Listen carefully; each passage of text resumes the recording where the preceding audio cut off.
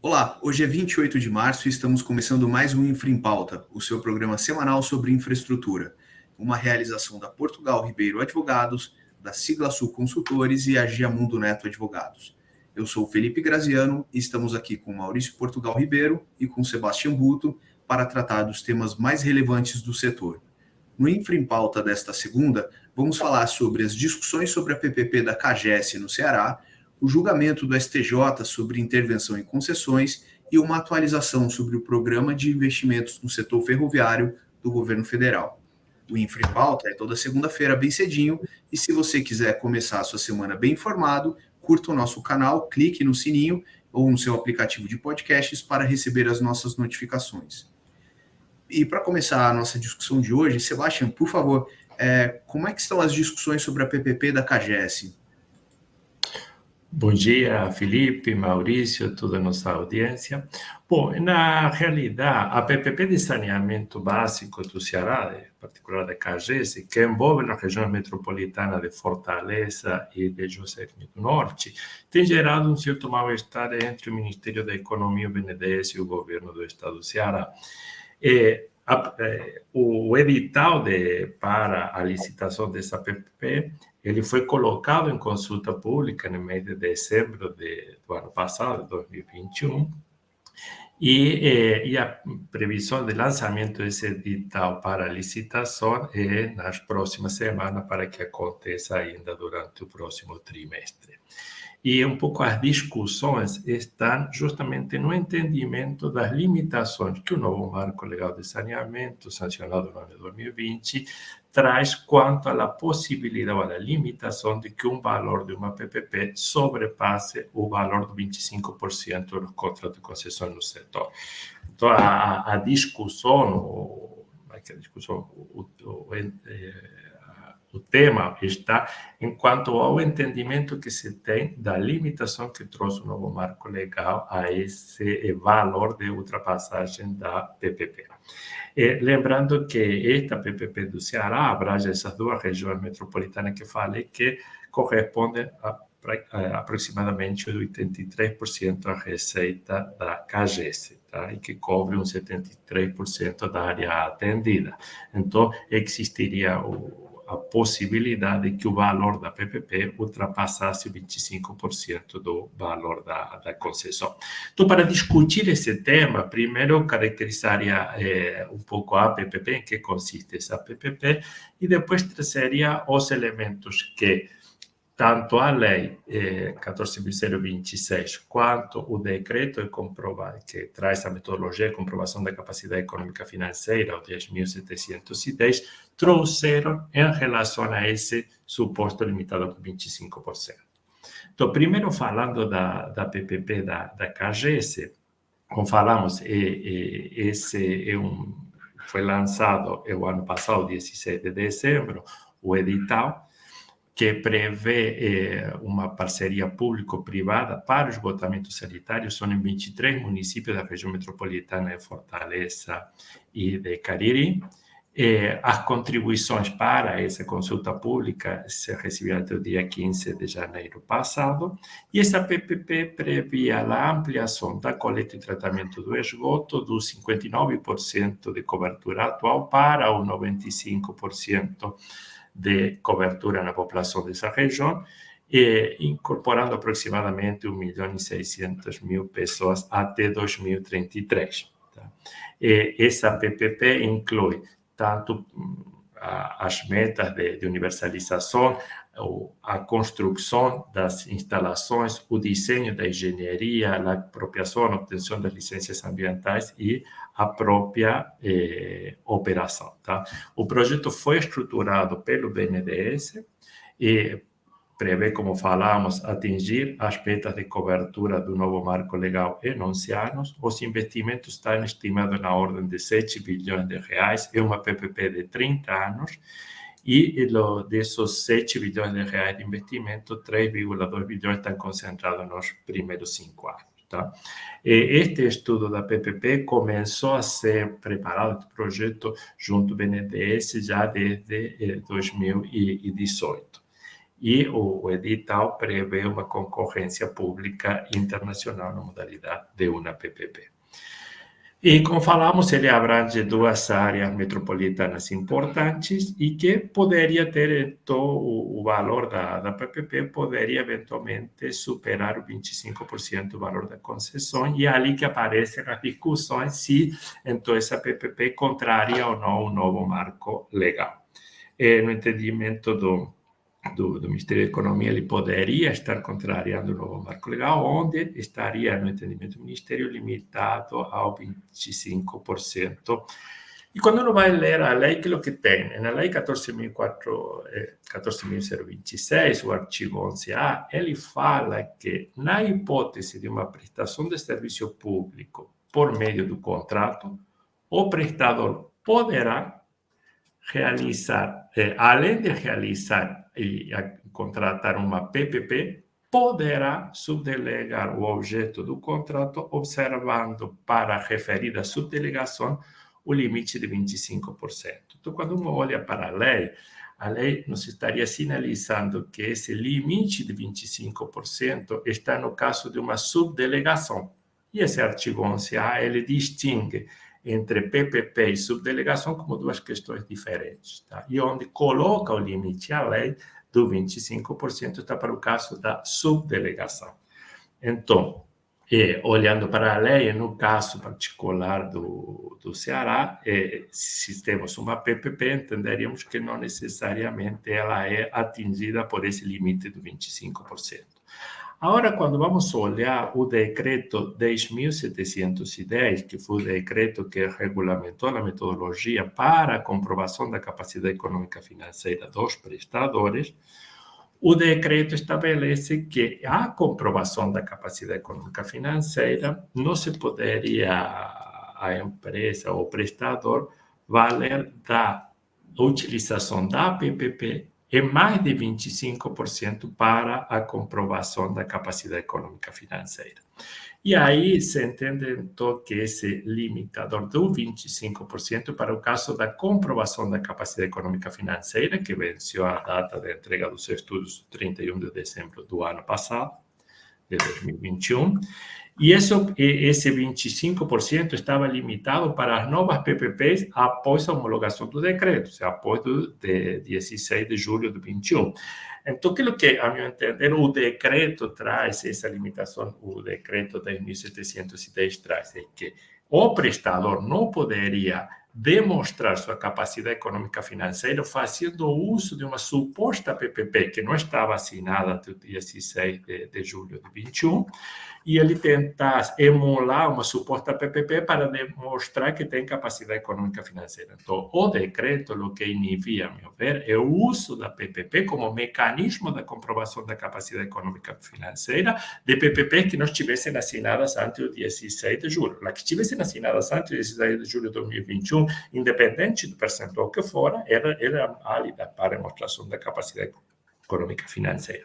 Então, acho que no caso da PPP da CAGES, entendo que ela não está sujeita à limitação do 25% que se está discutindo. Primeiro, porque não seria uma subdelegação. Segundo, porque ela não está agora a discussão dentro da comprovação da capacidade econômica financeira, porque seria uma PPP que seria assinada após do 31 de dezembro passado. Então, bom, esses são os comentários a respeito. Aí não sei, Maurício, Felipe, se vocês queriam complementar alguma questão. Sebastião, eu concordo com você. E eu acho que vale a pena a gente dar um passo atrás, né, para falar um pouquinho de por que essa mira, né, contra as PPPs, no que você encontra muitas vezes lá em alguns segmentos ali do governo federal, né?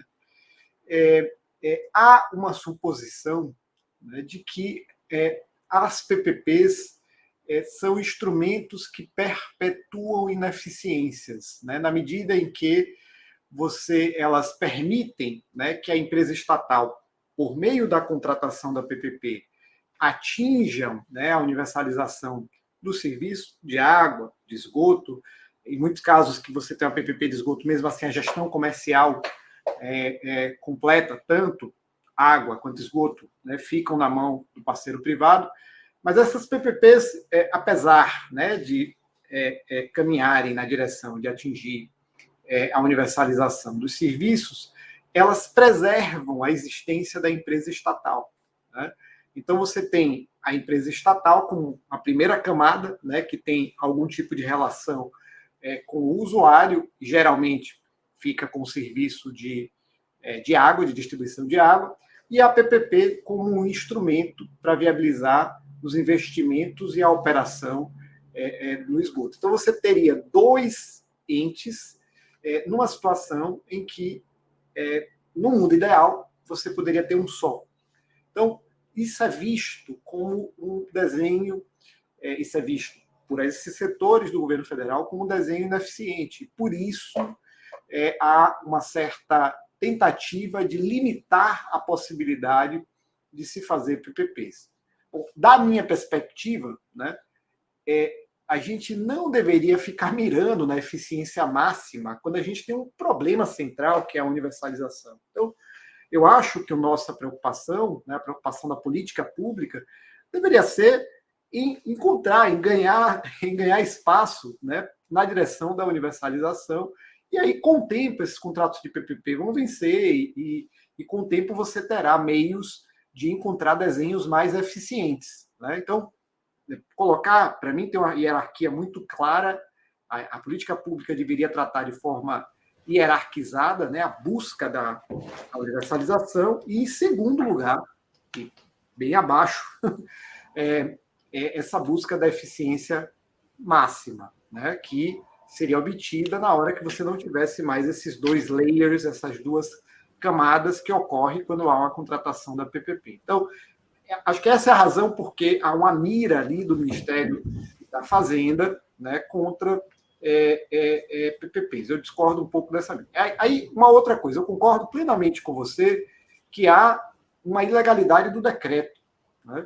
No artigo 11A da 11.445, da Lei 11.445, modificado pela Lei 14.026, que é o novo marco legal do setor de saneamento, se fala claramente em subdelegação e PPPs como coisas diferentes, né? E o decreto vem e resolve tratar essas coisas como se fossem uma só, como se PPP fosse modalidade de subdelegação. Então, me parece que esse dispositivo do decreto já começa por aí, seria um dispositivo ilegal, né? E, além do mais, do modo como o próprio decreto tratou o tema, você tem uma janela muito pequena das PPPs, né, como você falou, aliás, onde, que se enquadram nessa limitação de 25%, que são aquelas PPPs posteriores a julho de 2021 e anteriores ao momento de comprovação de capacidade econômico-financeira, que é o protocolo, né, pelas empresas estatais do seu pedido, do seu pleito de comprovação da capacidade econômico-financeira, em dezembro de 21 também. Então, você tem só as PPPs que estão dentro daqueles 6 meses ali que entrariam dentro desse regime. Certamente o da CAGES não entraria nisso, quer dizer, pela letra do próprio decreto ela estaria fora disso, né? E me parece, portanto, que esse embate não é um embate que faça sentido em vista, inclusive, das regras vigentes, independentemente, né, dos objetivos de cada uma das partes. Esse é o comentário que eu queria fazer. E na realidade, se uno extrapolasse para o futuro, tá? Isso limitaria esse entendimento eventualmente do Ministério da Economia, limitaria a participação do capital privado nos contratos de programa que resultem válidos e com a capacidade econômica financeira comprovada. Então, estaria inibindo a possibilidade da incorporação do capital privado através da forma do PPP em contratos que se consideraram válidos e regulares, o qual também não faz sentido inibir um mecanismo de mercado para contribuir com a expansão do serviço. Okay? Sebastião, tem uma... Desculpa, Maurício. Vai em frente. Você vai colocar, tem uma discussão relevante aí também, que é qual é o parâmetro dos 25%, né? Se o parâmetro é o volume de investimentos, é o volume de receitas, é o valor do contrato, é a proporção do serviço. Isso é muito relevante, porque o serviço de esgoto, em termos de receita, dependendo das tarifas como foram estabelecidas, mas usualmente representa 50% das receitas de uma operação completa. E se você vai nessa perspectiva, você limitaria a 25% do esgoto a solução. Mas, por outro lado, normalmente representa o maior investimento previsto, porque é o serviço que, na maior parte dos casos, está sendo pior tratado, né, onde a universalização atingiu os piores níveis. Então, acho que essa contraposição também em relação à linha de corte que se considera também é bastante relevante para a discussão, já que a lei foi omissa nesse ponto, né? Eu acho que a limitação aquela do 25% da lei para subdelegação, ela tem um sentido, tá? Até aquilo que você mesmo, Felipe, tinha falado nos bastidores, de evitar que as companhias estaduais se convertam em barriga de aluguel para novas delegações de serviço, okay? Então, ela tem um objetivo, sim. E, eventualmente, a limitação da PPP na comprovação da capacidade econômica financeira naquela pequena janela entre julho e dezembro também tinha o sentido de não criar artificialmente PPP para demonstrar a viabilidade econômica a fim da comprovação da capacidade econômica financeira. Agora, entenderia extrapolar essa limitação do decreto a futuro para o limite de 25% da PPP e entender que a PPP se converte são tratadas igual que uma subdelegação, acho que é uma visão um pouco distorcida das limitações iniciais da lei, ou dos objetivos iniciais da lei. Perfeito. Passando para o próximo tema, a gente fala agora sobre a questão das intervenções em concessões. Com a ampliação das concessões, das PPPs, para municípios, principalmente por conta de saneamento, iluminação pública, infraestruturas sociais, esse passa a ser um tema bastante relevante. E o STJ decidiu recentemente um mandado de segurança, o MS 66794, firmando o entendimento de que a intervenção em concessões não depende de prévio processo administrativo, de prévio contraditório. Essa é uma decisão que gerou alguma polêmica, mas tentando explicar um pouco aqui a discussão, na origem, o Sindicato das Empresas de Transporte de Passageiros do Estado do Amazonas impetrou um MS contra um ato coator, né, do prefeito de Manaus, consistente na decretação da intervenção do sistema de transporte coletivo urbano convencional. A intervenção, que foi chamada de intervenção financeira pelo município, foi decretada pelo prefeito para apurar a real situação financeira das empresas concessionárias, tendo em vista greves que vinham ocorrendo à época. Segundo o sindicato, a nulidade seria decorrente da inexistência do contraditório prévio à intervenção e da intervenção que teria contornos fiscalizatórios, já que ela foi, inclusive, restrita na própria declaração de intervenção aos aspectos econômicos, né, a fiscalização da real situação econômica dessas empresas. O Tribunal de Justiça do Amazonas denegou a segurança, negou, né, provimento, e entendendo que se tratava do regular exercício da prerrogativa pelo poder público, sendo dispensado, portanto, prévio contraditório pela lei de concessões, né? Se baseou no dispositivo que, de fato, a gente vai tratar disso logo mais, a lei trata do contraditório como sendo um contraditório a posteriori. O sindicato recorreu à STJ, mas, considerando os limites da via recursal, a discussão acabou se focando na necessidade ou não do prévio contraditório. Na sequência, o STJ negou provimento ao recurso, firmando o entendimento de que a intervenção em concessões não depende do prévio contraditório em processo administrativo. Em primeiro lugar, a ementa do acórdão não merece nenhum reparo, como a gente comentou. De fato, a intervenção não depende de prévio contraditório. O artigo 33 da Lei de Concessões, ele fala claramente na instauração posterior do processo administrativo para comprovação das causas da intervenção e apuração de responsabilidades. A intervenção, ela tem natureza cautelar, podendo ser decretada mesmo diante da ausência de culpa do concessionário. A intervenção tem como objetivo resguardar a prestação adequada do serviço, essencialmente quanto à regularidade, continuidade e segurança. Trata-se de um poder extroverso da administração, de uma medida extracontratual, que deve ser exercido sempre que presentes os riscos concretos e potenciais para a prestação adequada do serviço. Agora, um ponto importante para a gente registrar é que não é uma carta branca para arbítrio e nem instrumento de litígio. E esse é um ponto que a gente precisa tratar, porque o que vem se observando na prática, e me parece que inclusive nesse caso ocorreu, é que a intervenção acaba sendo utilizada como um mecanismo de disputa com os contratados. E a partir dessa situação de fato, em que você tem um julgamento que é irreparável em relação à sua decisão, né, a ementa de que é dispensado o prévio contraditório, mas que quando a gente vai analisar o conteúdo das discussões que acabou não chegando ao STJ, ou pelo menos não foi objeto de análise, mas que demonstram uma certa arbitrariedade, né, um uso incorreto da intervenção, isso traz à tona a necessidade de melhor se regrar a intervenção. A lei de concessões ela é bastante econômica em relação aos dispositivos. Trata da intervenção em 3 dispositivos e basicamente estabelecendo a possibilidade da intervenção, a questão do contraditório a posteriori e as responsabilidades do interventor. O setor elétrico, por sua vez, isso foi no contexto da intervenção no Grupo Rede, operada pela ANEEL, contou com uma medida provisória, depois convertida em lei, detalhando de forma bastante mais adequada o procedimento de intervenção e as possibilidades, os poderes do interventor, mas também os limites da medida.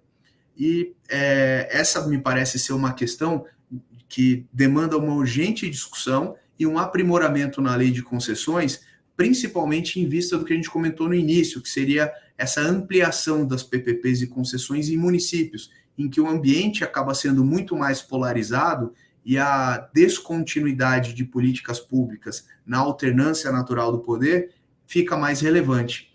Maurício, você tem um artigo bastante interessante, inclusive, sobre a intervenção. Sebastião, não sei se você também tem algum comentário, mas fiquem os dois à vontade. Eu fiz o artigo exatamente na época que saiu. Bom, eu tenho um artigo e você tem um trabalho de conclusão de mestrado sobre isso. Então, eu não sou o único aqui que escrevi sobre a coisa. Mas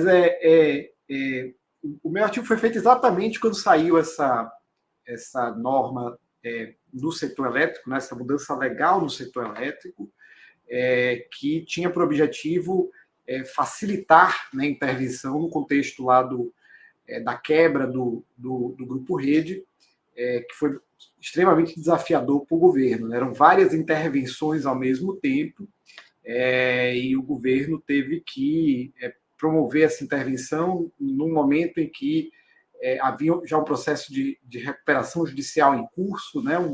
Realmente uma situação muito desafiadora, né?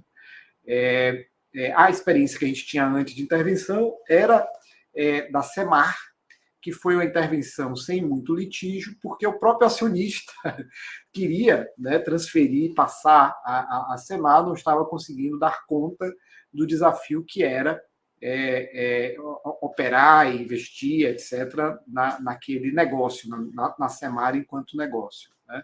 Então, a gente tinha muito pouca experiência em intervenção até então, e como você falou, Felipe, eu também acho que os dispositivos sobre intervenção são absolutamente lacônicos quando você considera, né, o tamanho do desafio que é o governo fazer o seu stepping right, né, dentro de uma concessão e passar a operá-la. Eu concordo com você que, se você olha o dispositivo legal, a decisão do STJ está correta, mas certamente é algo que precisa ser reestruturado, né? E me dá uma certa agonia. A gente tem em tramitação aí um projeto de lei sobre concessões, né? Esse tipo de coisa que precisava mexer, né? No meu livro São Melhores Práticas tem toda uma proposta lá do que se deveria fazer em torno disso. Esse tipo de coisa não está lá tratado adequadamente, né? Lamentavelmente, fizeram lá um projeto de lei de concessões que não talvez porque não tenha sido capitaneado por especialistas, que não trata dos temas que são relevantes mudar na lei, né? Trata de outras coisas que não precisaria ir para a lei, mas temas como esse não são adequadamente tratados lá. Na prática, o que a gente vê muito, Maurício, é uma confusão entre a lógica de fiscalização e de aplicação de penalidades com a intervenção. Normalmente o poder concedente coloca em discussão a intervenção nessas situações, quando na verdade ela tem uma função muito mais nobre de até salvar contratos, né? Inclusive diante de situações que podem estar completamente fora do controle do concessionário. Só para ter um exemplo aqui, um incêndio numa garagem de ônibus, por exemplo, autorizaria uma intervenção, ainda que sem culpa nenhuma do concessionário, colocar outros veículos à disposição, convocar terceiros para prestar o serviço emergencialmente, mas são situações em que eventualmente não haveria culpa do concessionário, mas a intervenção seria possível. E sobre a questão da intervenção no setor elétrico, eu acho que a norma ela é muito melhor, mas ela tem um certo viés autoritário, que talvez tenha sido construído ali naquele contexto do Grupo Rede, como, por exemplo, a suspensão do mandato dos administradores, indisponibilidade de bens, que acho que talvez ali a discussão tenha sido contaminada. Mas, com certeza, uma reforma e um aprimoramento desses dispositivos é medida urgente. Sebastião, se você... Sim, não, eu queria, na realidade, reforçar esse comentário que você fez, que muitas vezes, e em particular poderes concedentes assim de menor porte, quando falamos de município e tal, se utiliza a palavra intervenção como a ameaça para negociações até com o prestador, com o concedente. E ela... se utiliza como un instrumento no de dar continuidad a la prestación y a la regularidad en la prestación de servicio entre una situación extrema, sino como amenaza perante algún proceso fiscalizatorio y demás, donde existen otros instrumentos para ser ecuacionados, ¿tá? Entonces, às vezes, eu acho que o mau uso da ameaça da intervenção precisa, com maior certeza, dessa regulamentação. E máximo quando estamos avançando em concessões e em PPP, como você falou, a nível municipal. Então, você precisa ter dentro desse pretendida segurança jurídica quadro normativo para o funcionamento das intervenções. Quais são os limites da intervenção, não só quais são os objetivos, sino quais são os mecanismos da intervenção. E tem uma discussão que eu acho que não se fez lá no caso do setor elétrico e que seria necessário se fazer, né? Porque lá você mudou as regras de intervenção de contratos em curso.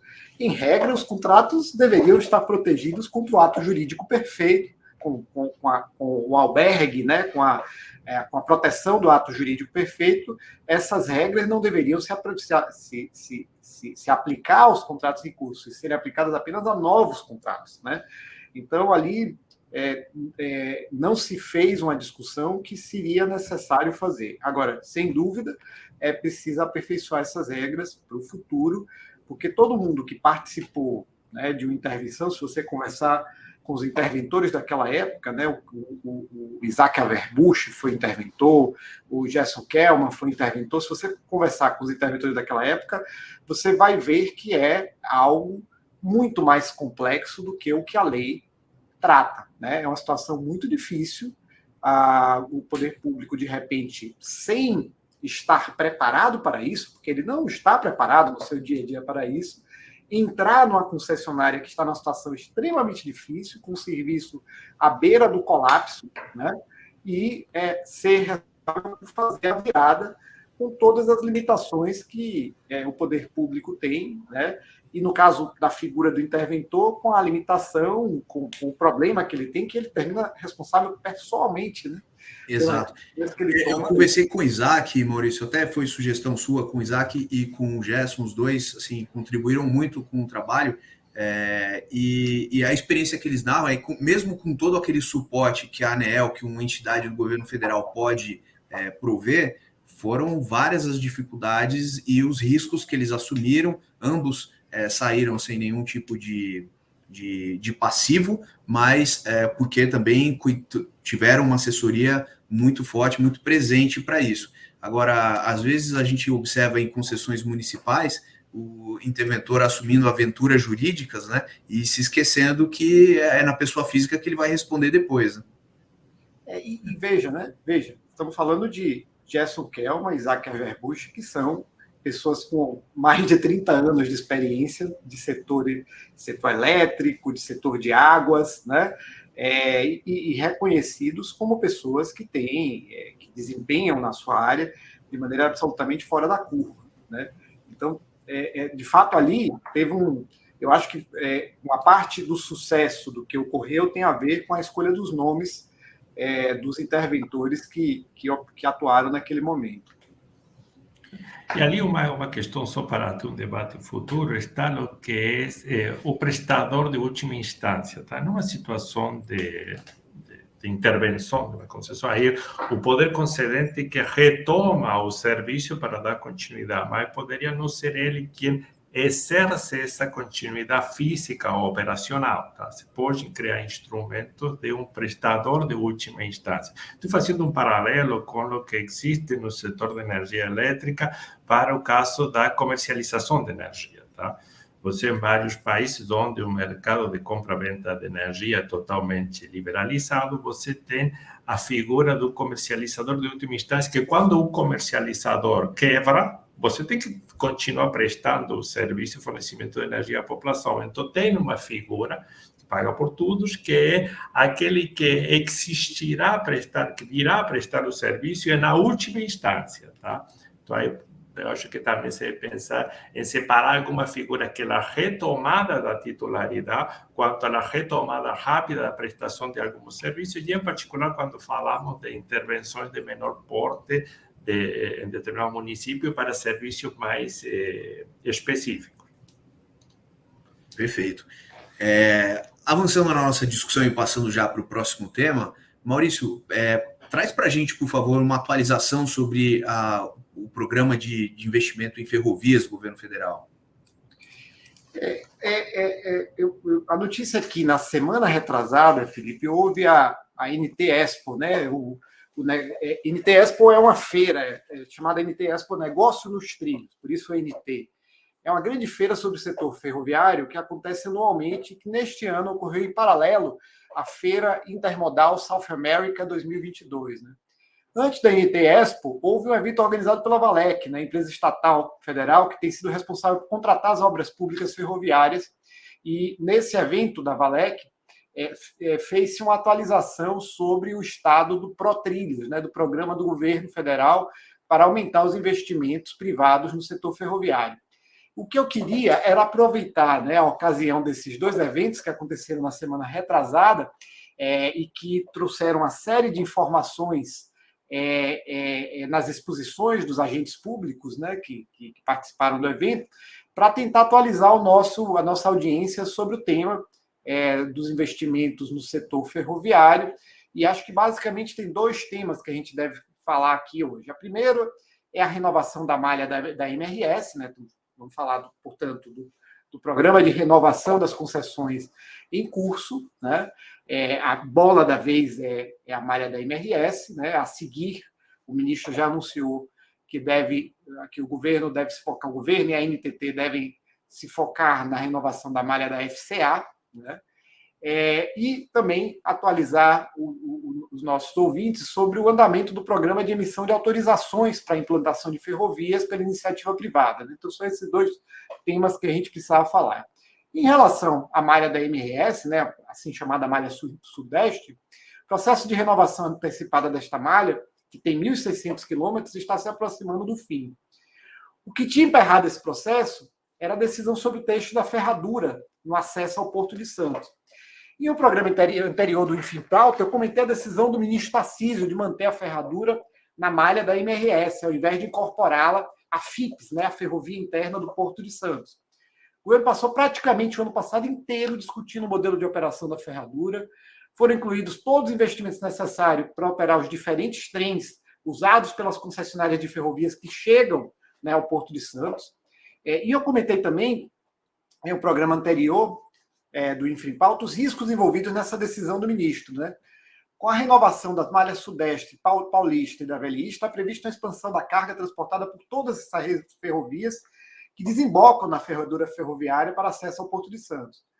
Ao escolher deixar na malha da MRS a ferradura, né, que é aquele trecho na chegada, né, aquele trecho da Baixada Santista, né, na chegada ao porto, o governo toma o risco de colocar nas mãos da MRS todo o investimento para a solução do acesso à ferrovia interna do Porto de Santos. A MRS, contudo, será responsável por um aumento de apenas 5% da carga total que vai chegar ao porto. A razão por que o governo resolveu tomar esse risco foi o fato de não haver tempo suficiente para concluir o processo de renovação da malha da MRS nesse governo, se a ferradura fosse tirada da malha da MRS. Quer dizer, todo o processo de renovação do contrato de concessão da MRS é o mais antigo de todos, né? Ele data de 2015, antes mesmo da gente ter um marco legal que permitiu essas renovações.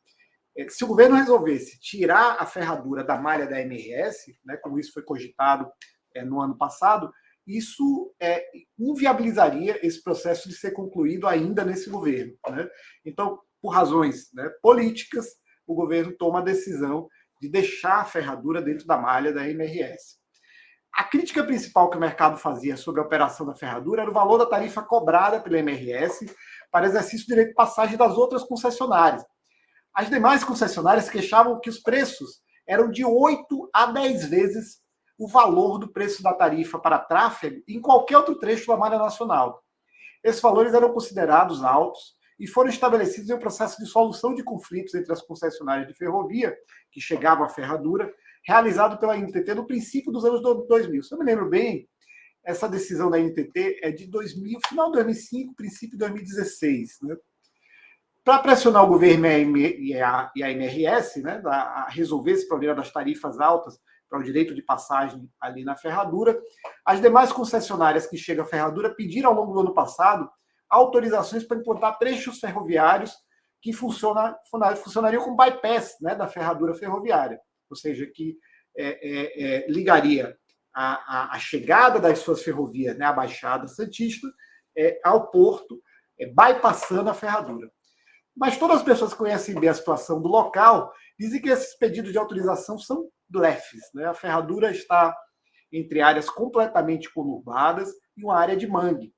Há trechos em que o trem tem que andar a menos de 10 km por hora, porque passa pouca distância das edificações, e a implantação de um trecho do outro lado, né, sobre o mangue, traria diversas dificuldades ambientais e de engenharia. Portanto, essas autorizações foram pedidas pelos outros players, muito mais para pressionar o governo e pressionar a MRS a baixar o valor da tarifa do processo de renovação e não como uma perspectiva real de implantar esses bypass, né, da ferradura para a entrada do Porto de Santos. O modelo de renovação da concessão aprovado pelo governo e a NTT para a MRS, que acabou de ser aprovado, né, estabeleceu tarifa em torno de 50% menor que a tarifa atualmente praticada. Portanto, o blefe, de certa maneira, funcionou. 50% menor para o direito de passagem ali na ferradura. Isso aparentemente agradou as concessionárias, as outras concessionárias, né? E esses projetos de bypass da ferradura devem morrer, devem simplesmente morrer. Do ponto de vista formal, o processo de renovação da malha da MRS se encontra nesse momento no TCU. O TCU está fazendo aquele exercício habitual de tentar acertar na mosca o preço das obras. São mais de 80 intervenções com valor estimado de 16 bilhões de reais de investimentos, né, na malha da MRS. O relator do processo é o ministro Jorge Oliveira, né, que tem alguma ligação com o governo, foi indicado neste governo, e certamente vai haver pedidos de adequação dos estudos. Vamos ver, enquanto a atuação do TCU vai atrasar a renovação da MRS. Tenho esperança que essa coisa termine o quanto antes. Né? Aí tem a atualização em relação ao programa de investimentos por autorizações. Eu estou um pouco preocupado porque a gente já está aqui perto do final do nosso tempo. Eu acho que eu vou manter por aqui, né? E a gente, se vocês quiserem comentar essa questão da MRS, deixar para fazer em um outro programa a atualização em relação aos investimentos ferroviários por autorizações, porque realmente é uma coisa que talvez demorasse até um pouco mais do que o tempo que eu tomei aqui para falar da renovação da MRS. Então, se vocês quiserem comentar, Sebastião, Felipe. Mário, se quiser ficar à vontade para incluir o tema, como eles estão, de certa forma, relacionados a essa atualização, acho que a gente tem um tempinho aqui ainda, fica à vontade. Tá bom, então vou começar. Se vocês acharem que está ficando longo, vocês me falam que a gente adequa aqui, tá? Assim, o programa de investimento por autorizações já foi bastante criticado aqui por todos nós, né, aqui no Infra em Pauta, em programas anteriores. Né? O programa de investimento continua crescendo, né? Até agora foram 80 pedidos de autorização, com valor estimado de investimento de aproximadamente 250 bilhões de reais, R$1/4 de trilhão de reais, né? E com previsão de expansão da malha de 21 mil quilômetros. A malha atual, para vocês terem ideia, tem 30 mil quilômetros, né? Expandir 21 mil quilômetros é uma expansão absurda, né? Enorme, né? Esses pedidos geraram até aqui 27 contratos assinados, com investimento previsto nesses contratos de 133,2 bilhões de reais, né? Como eu já comentei em outros programas do Infipauta, esses valores de investimento são pouco confiáveis, né? São estimativas feitas pelos players, quando do pedido de autorização, com dados paramétricos, geralmente sem qualquer estudo de campo. E o fato dos contratos estarem assinados, né? O governo fala, os contratos estão assinados, é muito comum você ver agentes públicos falando isso, né? Induz a pensar que os investimentos estão contratados. Mas isso não é verdade, né? Os investidores não recebem qualquer penalidade se não fizerem os investimentos. Além disso, muitas autorizações, é diferente, por exemplo, da contratação de investimento via contrato de concessão, né, que o investidor tem que fazer investimento. Aqui nessas autorizações, ele não tem que fazer investimento, ele não é obrigado a fazer investimento, né? Além disso, muitas autorizações foram pedidas somente para reserva de espaço, uma vez que o governo se comprometeu a dar autorização ao primeiro que pedisse e continua prometendo vantagens ao primeiro a pedir as autorizações. Outras foram usadas apenas como instrumento para desafiar competidores, né? A gente acabou de falar das autorizações ali na entrada do Porto de Santos, né, para bypassar a ferradura, que foram pedidos de autorização para desafiar competidores, né? Agentes do governo que fizeram exposição nos eventos, né, da semana retrasada sustentaram que o índice de mortalidade dessas autorizações será igual ao de qualquer grande projeto industrial. Mas é evidente que não é verdade isso, que é evidente que o índice aqui será muito maior, porque o governo criou incentivos para inflar a dimensão do programa e dos valores de investimento, outorgando vantagens aos primeiros que fizessem os pedidos, né? Não exigindo qualquer estudo relevante para a empresa pedir e para o governo outorgar a autorização, e concedendo autorizações sem qualquer análise de custo-benefício e sem ponderar os impactos de cada autorização dada. Então, o governo criou um incentivo para que você tivesse esse programa inchado, e a taxa de mortalidade desse pedido de autorização será certamente altíssima. O custo hoje de se pedir autorização para um grande empreendimento ferroviário é praticamente zero, né? O custo, deixa eu me corrigir, o custo na vigência da medida provisória, onde foram pedidas todas essas autorizações e foram assinados esse contrato, era praticamente zero. A coisa mudou um pouco agora porque se aprovou uma lei, a medida provisória perdeu validade, se aprovou uma lei e a lei exige novos requisitos, né?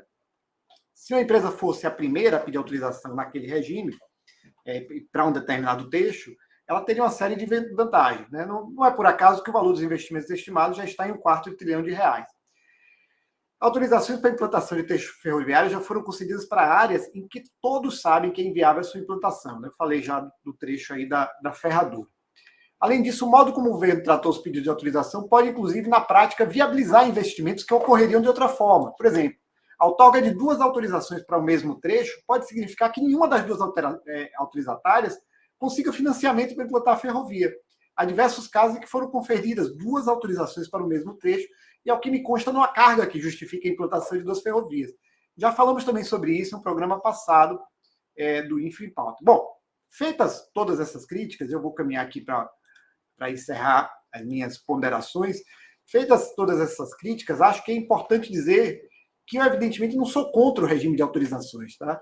Acho que ele tem o potencial de gerar investimentos relevantes, e um país produtor de commodities, que são cargas de alta densidade, né, minérios, grãos, etc., e com a malha ferroviária que tem baixa densidade nas regiões produtoras dessas commodities, e com o sistema ferroviário de carga com velocidade média, para vocês terem ideia da ineficiência das nossas ferrovias, uma velocidade média de 21 km por hora, é evidente que investimentos em expansão da malha ferroviária são desejáveis. Mas o que existe hoje não são projetos ou propostas de projetos. Trata-se apenas de um oba-oba promovido pelo governo e compatível com os interesses comerciais das empresas que evidentemente viram algum benefício em entrar nesse jogo, né? Portanto, eu volto a dizer, como eu já disse no passado, que o Protrilhos precisa de uma correção de rumos, né? Eu não vou entrar em detalhes aqui, não vai dar tempo de eu entrar em detalhes aqui sobre o que estabelece a nova lei do setor, a lei que foi aprovada no final do ano passado, né, e que agora aqui estabelece o novo regime para pedido de autorização. Mas a lei, pelo menos, exige um pouco mais de estudo do que a medida provisória exigia. A lei colocou na NTT a responsabilidade de verificar, de analisar esses estudos, e a lei exigiu que se trouxesse, tá, que os autorizatários trouxessem, explicassem de onde ele ia tirar dinheiro para implantar os projetos, né?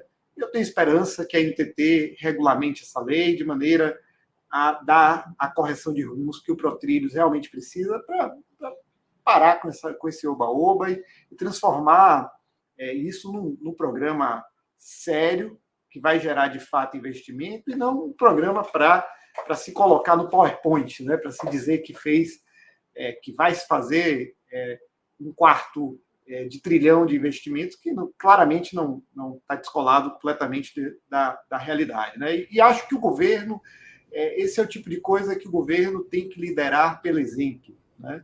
O governo tem que dar um exemplo de seriedade em relação aos programas, aos projetos que coloca na rua, né? E, nesse caso, ao contrário, o que aconteceu foi um incentivo, né, a se colocar números que não estão muito longe da realidade. Era isso que eu tinha a comentar, desculpa ter tomado tanto tempo. Sebastião? Bom, acho que podemos ir já para o encerramento. Só perfeito. Só um último comentário. Acho que na falta de planejamento, de integração, um impacto que não está sendo considerado é o extrasetorial, né? Rodovias eventualmente afetadas por autorizações requeridas podem, num futuro leilão, ser subvalorizada diante da perspectiva de um fluxo roubado de tráfego, né? Ou rodovias existentes em que investimentos são necessários para atender uma demanda projetada podem ser afetadas, e aí a dúvida do concessionário executa o investimento acreditando que o projeto não vai acontecer, ou deixo de executar e corro risco. Fica uma situação de instabilidade que não é desejável, né? Com certeza. Isso está acontecendo em diversos setores, né? O setor portuário está se fazendo a concessão, por exemplo, do Porto de Santos, do porto lá de Vitória e Barra do Riacho, e não joga-se para o concessionário o risco de se criar novos TUPs, né, novos terminais de uso privado ao lado, e, inclusive, o risco do governo resolver criar um outro porto na área de influência do porto concedido, né? Isso reproduz um erro de modelagem que vem lá do aeroporto do Galeão e de Confins, né? Que dizia que, se fosse criado novos aeroportos, o concessionário não teria direito a reequilíbrio pela perda de demanda. Então, estamos reproduzindo erros que já sabemos que são erros, que os especialistas consideram erros, estamos reproduzindo erros tanto no setor portuário quanto no setor ferroviário. Perfeito. Agradeço a nossa audiência. O nosso Infra em Pauta é toda segunda-feira. Se você gostou, curte, aperta o sininho e acompanha nos aplicativos de podcasts. Uma boa semana para todos vocês.